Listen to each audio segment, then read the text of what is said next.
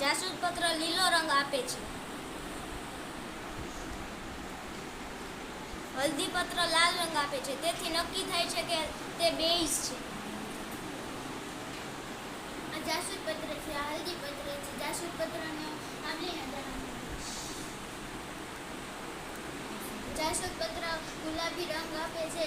તેથી નક્કી થાય છે કે એસિડ છે.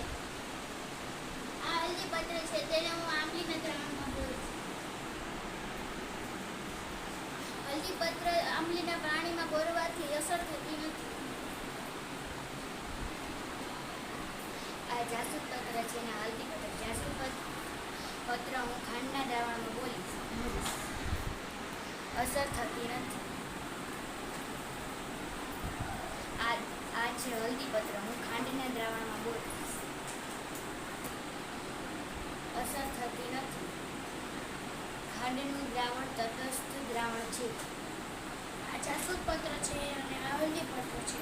આ જાસૂદ પત્રને હું વિનેગરમાં બોળીશ. આમાં ગુલાબી રંગ આવ્યો એટલે કે આ એસિડ છે. આ હલ્દી પત્ર છે, તેને હું વિનેગરમાં બોળીશ, અસર થતી નથી. તેથી આ નક્કી થાય છે કે વિનેગર એસિડ છે.